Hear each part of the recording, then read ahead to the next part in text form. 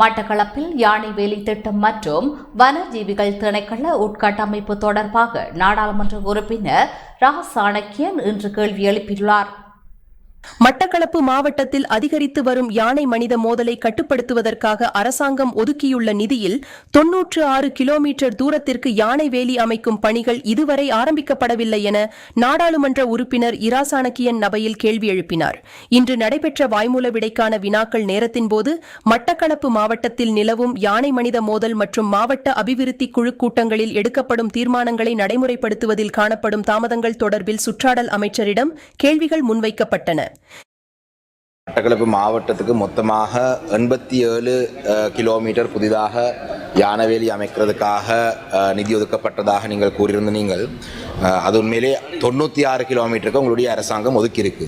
அதுக்கு எங்களுடைய நன்றிகளை நாங்கள் தெரிவித்துக் கொள்கிறோம். ஆனால் அந்த ஒதுக்கீடுகள் உங்களுடைய அமைச்சினூடாக ஒதுக்கப்பட்டாலும் கௌரவ அமைச்சர் அவர்களே, இன்னும் மாவட்டத்தில் இந்த யானவேலிகளை அமைக்கிறதுக்கு தேவையான சில பொருட்கள், அதாவது யானவேலி அமைக்கிறதுக்கு தேவையான சில பொருட்கள் பல நாடுகளில் இருந்து இறக்குமதி செய்ய தேவையாக இருக்கிறதாகவும் அந்த பொருட்கள் அனைத்து பொருட்களும் இன்னும் கிடைக்காதபடியினாலே அந்த வேலை திட்டங்களை ஆரம்பிக்காமல் இருக்கின்றது. 96 கிலோமீட்டர் ஒதுக்கி இருக்குங்க. அதுக்கு நாங்கள் நன்றி சொல்கிறோம்.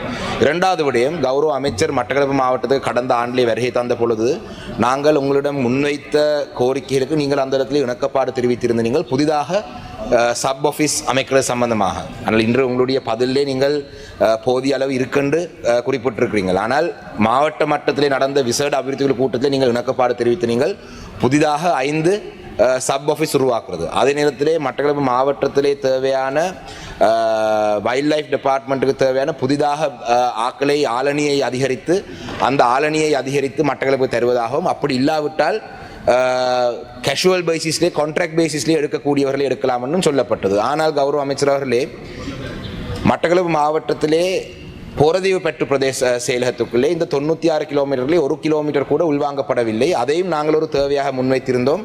அது என்ன காரணத்துக்காக அது உள்வாங்கப்படவில்லைன்னு தெரியல. நேற்றைய தினம் கூட மன்னிக்கணும், கடந்த வாரம் கூட ஒரு யானை கிராமத்துக்குள்ளே வந்து பெரிய சேதங்களை ஏற்படுத்தி சென்றிருந்தது அந்த யானை.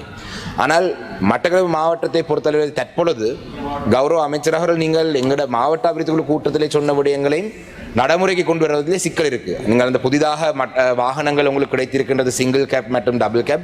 அதிலே எத்தனை மட்டக்களப்பு மாவட்டத்துக்கு ஒதுக்கப்பட்டிருக்கிறது நாங்கள் கடந்த முறை எங்களுடைய வைல்ட் லைஃப் ஆஃபீஸர் சுரேஷிடம் வினாவிய பொழுது அவருக்கு அது தெரியாதுன்னு சொல்லியிருந்தார்.